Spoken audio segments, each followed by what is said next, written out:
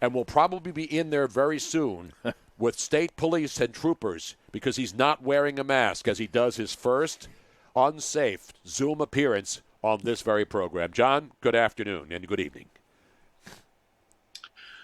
Good afternoon, gentlemen. Yeah, I think Governor Murphy would be the only one not in my house at this point. So that would be just, if he's listening, stop by. I love he sent a tweet out last night. He was having dinner at some shore resort outside with his family, and they all had masks on, of course, but they weren't eating. And then he has to point out to the people, how dumb does he think people in New Jersey really are? He had to say, remember, even when you go out at the beach or to eat, have the mask on. Except when you're eating or drinking.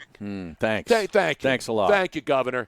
You can't what get that. What would we do without this kind of guidance? John, how could you survive without the governor telling you every move that you must make in the Garden State? Well, it's I got it from D. Smith today, too, so I'm getting both barrels. We had like a 90-minute conference Zoom call with D. Smith and J.C. Treader from the NFLPA. And D kind of ended it with, if you want to see football this year, wear a mask. So it's all up to the fans. Wear a mask. Not D. Snyder, though. He's out there doing other stuff, I think, right now. You're not a Twisted Sister fan? He did radio for a little while. I know he did. He had a show out with me out in California in the same studio. Is that right? Yeah. He had a show there. Not in my studio, but there was a building that had a bunch of studios in it, and D. Snyder did one of the shows in there. Interesting. Are you a big D. Snyder fan, John? Twisted Sister guy. Not a huge D. Snyder fan. Not Twisted Tea, though. I know you like your Twisted Tea, though, because that's the big thing. Now, one other thing, but let's get the formalities out of the way, John. White Claw, are you a connoisseur? No. I'm more of a traditional beer guy, and I'm not a big IPA guy as well. I don't like all these people who are beer shaming. You mean like Robin? If you don't buy the proper IPA. That's Robin right there. I'm glad. You can call her out by name, John. It's okay. We're all friends here. You can call Robin out Robin, by name. Stop that. I am a proud beer whore. Exactly right. You don't have to be a whore. You can just be a snob. Why do you have to be a beer whore? Beer snob, whatever. By the way, did you ever work for the Washington Redskins and Dan Snyder? I'm just kidding. All right, John, let's get it back to the big story right now. As you mentioned, there's a couple of things going on in the NFL today. The good news is the Cincinnati Bengals have said that their wide receiver is going to show up and accept the franchise tag. A.J. Green. Now, provided they have a training camp, which we think they're going to do. I mean, is there any doubt in your mind? I know you're getting yelled at by the PA, and I don't know where they stand. We know that the Eagles may not be able to have fans. If there's a season, you think there's going to be training camp soon, I guess is my ultimate question here. Yeah, I mean, the NFLPA kind of admitted that's up to the NFL. And D. Smith kind of explained it as the NFL is the owner of the plant, he said. And it's their responsibility to say we're open or we're closed. And it's our responsibility to ask questions. By I mean the Players Association. And that's what they're doing right now. But you kind of look at what happened in baseball, guys, and you had all that wrangling back and forth, and it got to the point where Major League Baseball said, this is what we're doing. We're going down that same road with the NFL. It's up to the NFL, and right now they're saying we're starting on July 28th, and it looks to be like that's going to be the case. And the NFLPA might not necessarily like it, but because of the new CBA, and that's what's put into the new CBA, they're essentially going to have to show up or be fined. And that's something that's not going to happen. So then you start the wrangling from there. And what the NFLPA is really hardcore about is a big acclimation period, as they call it. And what that means is 3 weeks of essentially strength and conditioning. So when they do show up, they're not really going to practice. They're going to have 3 weeks of milling around. I saw something where there's a discussion about having a separate COVID-19 type injured list number one. And the other thing was, I wanted to know if this came up on the call. How about that face shield thing within the helmet that Oakley apparently came up with? Is that something that the NFL may adopt for this season? Yeah, it's funny. We're obviously, what's today? July 17th? I don't even know anymore. Yes. But we're essentially 10 days away, and they're still wrangling over all this. You mentioned the face mask hasn't been approved yet. Players haven't agreed to it yet. The acclimation period that I just mentioned, they haven't agreed to it. Either side hasn't agreed to it yet. All of this has to be done before July 28th, or the NFL can implement its plans, and then the NFLPA can file the grievance under the CBA. I don't think anybody wants to get to that point. D. Smith and J.C. Treader said today over and over and over again, health and safety first and then economics second. We haven't even gotten to the economics, because D. Smith admitted today, if there's no fans, that's $70 million off the salary cap next year, unless they work out some kind of deal. And that's a big, big hit, obviously. Now, speaking of that, we have the little situation that developed with our overzealous mayor, who has the science to show you that we cannot have any kind of outdoor functions, John, until March 1st of 2021. I don't even think Dr. Fauci is even going to return Jim Kenney's calls with that kind of lunacy. But then, of course, there was the big brouhaha, which the city walked back, although they did say, the mayor said, that it's up to the Eagles to tell their fans what's going to be permissible, even though he flat out said that the stadium, Lincoln Financial Field, under his rules and under the guidelines, is not allowed to have, is not given the clearance to play because of that, because it's a city-owned facility.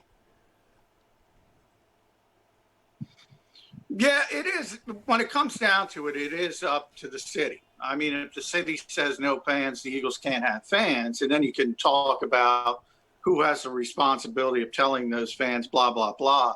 I can say the Eagles were very surprised that the city came out, and Brian Abernathy was so, he basically said no fans for the entire season. That's what they had to walk back. Right. And they walked that back for good reason. I mean, we are in mid-July still. September 13th is the start of the NFL season. Talking about September 20th. Basically until the Eagles would have a game. So there is still time to get what other cities have done, whether it's Baltimore, New England. They've said 20% maybe social distancing measures. From the Eagles standpoint, that's what they're hoping for. And that's what Philadelphia, the city, walked back, and they should have walked it back. So I rarely give him credit either, Tony, but he walked it back. He should have walked it back. He had to walk it back. Exactly, but I think the Eagles, in not making a decision like these other franchises did, at least a preliminary plan. Again, I don't know if they're going to play, so I'm not saying they're going to play. I'm just saying that teams have already been making those announcements on numbers of fans that they're hoping to have in their facilities. The fact that the Eagles didn't, see, if they had done it, then it would have made the city look even worse, in my opinion, because then Kenny would have come out and said, no way you're going to have 10,000 people in that stadium or 15,000. Who do you think you are, Jeffrey Lurie? And then it would have been easier to crush him. But I look for reasons to crush the mayor every single day. That's what I do. Well, I do think yes, from justifiably, the no, absolutely, totally warranted. Yes, very justifiably at times, but from the Eagles' standpoint, it was always they were hopeful of getting a certain amount of fans. You'll notice after the city said the original, essentially that it was shut down, the Eagles didn't say anything. Right. They didn't put out a release. They didn't talk about it, and that's because behind the scenes they were as shocked as everybody else. They didn't expect that. They didn't think it was coming, and from their perspective, they didn't want to throw the mayor and the city under the bus. And I think the city was kind of surprised that you can talk about other things, but people love football, good or bad. So people got very upset by that. Yeah. And that's why they were forced to walk it back. Harry and I were going to go out tailgating in the Jetro lot with a couple of schifoso chicks. The Mummers, there'd be all these pissed off Mummers girls who wanted to go out in the wench brigades. Right. And now we were going to, help soothe their minds and let them go out there and have a little fun with us in the Jetro lot, but we would be socially distanced. Yeah, but we'd have an ice luge for shots. Absolutely, yeah, exactly. Well, that was part of the plan. Part of the plan was the fact that the Eagles and a lot of other NFL teams were looking to do things outside the stadium as well and have those sort of things like tailgates and with proper social distancing to get more fans engaged on game day. But, from where we are right now in this particular city, they wouldn't be allowed to do that. So basically what it comes down to, if the Eagles had a game today, there would be no fans allowed. Mm-hmm. But as we know how fluid this situation has been from the very beginning, and that could change by September. No, the bottom line is this. Jim Kenney is prescient. I mean, all the doctors, all the epidemiologists, no one has said no gatherings until March 1st of 2021, John. Are you going to deny the science of Jim Kenney, the mayor of Philadelphia? I wish, actually, that's what I was saying. I wish Jim would come to my house at bar gatherings. Exactly right, man. What was your take on the bombshell report that dropped late yesterday afternoon about the Redskins? Is this going to be something that could result in a change of ownership? Because I know about 98% of Redskins fans are hoping so. Yeah, I know. Everybody's hoping for it. If there's nothing else, I don't know how you can do that. I guess, people point to Jerry Richardson, and we're in a different sort of culture now than we were even 4 or 5 years ago. So maybe. I find it hard to believe if he wants to fight from a legal standpoint that they can force him to sell that team. But we'll see how it shakes out. I know Will Hobson. I used to work with him I used to work with him. Great reporter, won a Pulitzer Prize in Tampa Bay. So he's a great reporter. But I know there were other things to that story they weren't allowed to get in because the legal people wouldn't clear it. And that's what happens in those types of issues. And you see the lawyer the Redskins hired. She is high powered. Mm-hmm. Mm-hmm. I mean, she prosecuted Timothy McVeigh. She was in the trade FTC Google case. Yep. I mean, she is big time. So that's what I was saying yesterday, John, when people were saying he was going to lawyer up. You don't think Dan Snyder's lawyered up every second of every day since he's owned that franchise? Beth Wilkinson is. Yes, and the amazing thing about it, John, is they knew about these rumors of the high rollers having women allegedly, and then the 15. But you saw what Dan Snyder did today. He issued a statement which sort of said, "I wish if I had known that all these people were doing this under in my organization, I would have done." So he's basically covering himself, saying that the Washington Post story with the 15 people who came forward is not something that I was really endorsing. They were doing it on their own. And by the way, they're all gone now, coincidentally. And that takes the heat off, as his lawyer probably told him to say that. No. And now how do you force him out?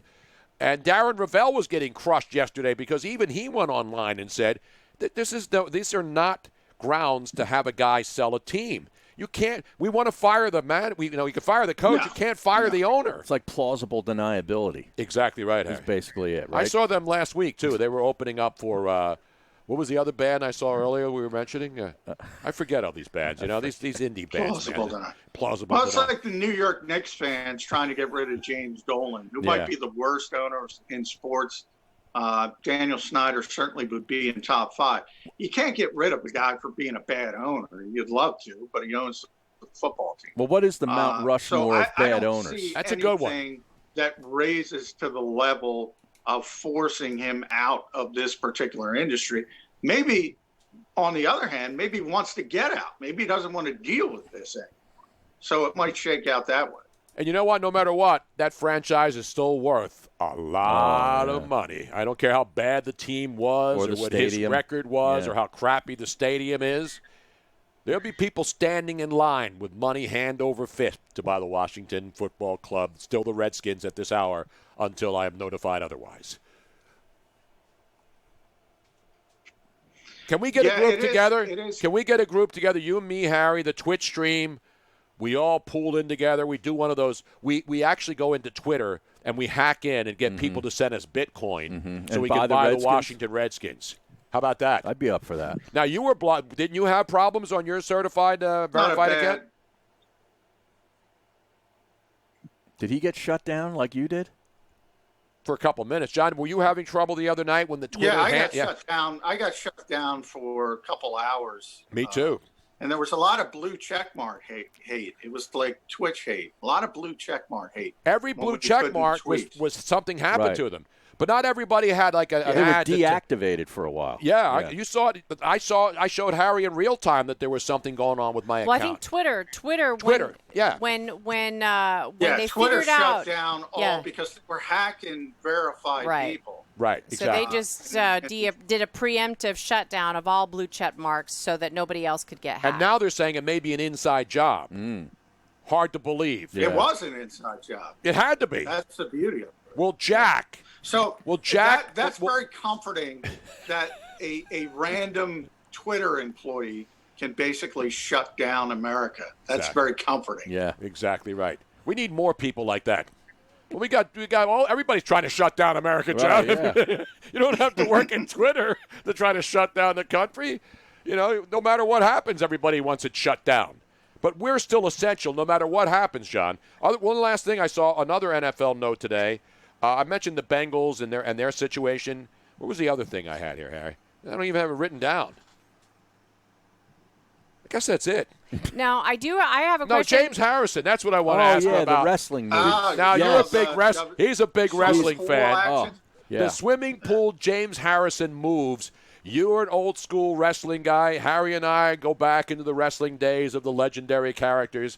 And, of course, people are saying on Twitter that the video of James Harrison with his two sons at the swimming pool was more Goldberg moves than anybody else. Do you agree? Well, no, I thought there was a beautiful vertical suplex, or as I tweeted, vertical suplex if you're Gordon Soley. There's some old school wrestling knowledge. That is great wrestling knowledge. Now, we can't show it while you're on. There was a great rock bottom, which is Dwayne Johnson. Yeah. And then actually it's Jackhammer, which is Goldberg. That needed a little work. Now, the Goldberg one was where he goes and takes the two kids out at the same time and bull rushes them, right? And takes them both in? No, that's a spear. Jackhammer was right after that. Oh, okay. I got to watch it again. So let me get it in sequential order.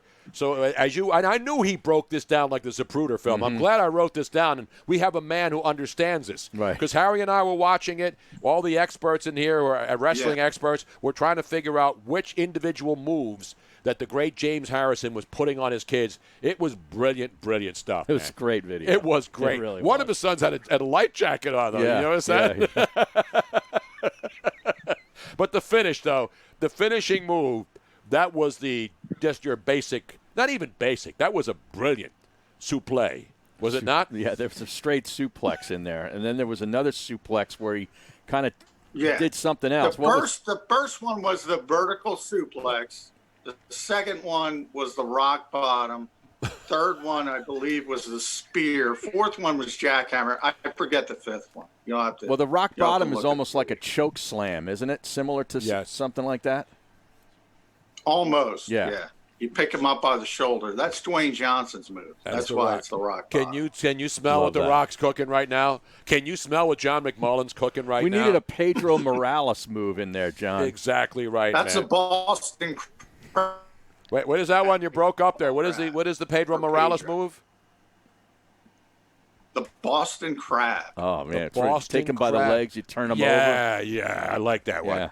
I like the old figure four leg lock. I love the figure four leg lock. And what's the other one I like that you can't do anymore? Not the stinger, the stunner. Oh. The Stone Cold Stunner. Can you do that anymore? In a pool, you can do anything in a pool.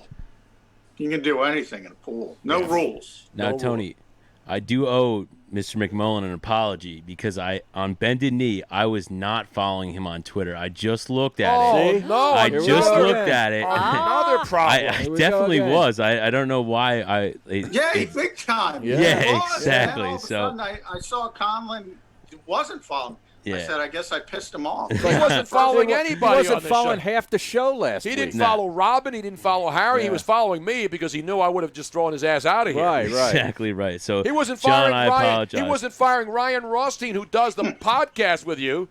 What's the podcast, Harry? Extending the play. Extending the Play podcast. Jesus. Yeah, so that's on me, John. I apologize. You should get a diamond cutter before you leave here today. Diamond Dallas Page. No, what's the one where you insert the finger and say it's a wrestling move, but it's the one that not of the WWE. Oh, the shocker. The shocker. That's right. Yeah. The shocker's a good finishing move in the pool. Somebody's got to give Conlon the rock bottom on the couch there. One of you guys. Absolutely right, man. Off the top of the studio desk, and then just pile drive him. What Rothstein should do that while Kaneen gets the ice bucket. Exactly right. It's getting close to happy hour. Yes, it really is. And Robin is chomping at the bit for some Bombay Sapphire. What's the over-under going to be today? Now, John, No? we do happy hour every Friday. We'll be pouring Bombay Sapphire, only top Now shelf. that's my drink, Bombay Sapphire. I think That's Robin my stole drink. that from you. No, from I've all- been drinking Bombay for a No, while. when we would go to the Landmark Americana, John was doing Bombay Sapphires and Robin was a copycat. Hey, John, it was great seeing you. Exactly. I haven't seen you, Robin, but it's great hearing you. Thank you, John. Have a great weekend, buddy, and we'll talk to you next Thanks, week. John. The great John McMullen, ladies and You too, gentlemen. guys. Zooming in the background. Tell you Even that. with the curtains open, he's got to close that so they get a little darkness behind him. I tell you, Michael Bradley is still in the lead, No, John was phenomenal, though. but he's at the top as far But as he didn't have enough. presentation. Yeah, he needs to get graphics. He needs to. People were asking where he was, and they are thinking that maybe he was in the bathroom. No, he wasn't. He was in his No. office. It's like a spare bedroom.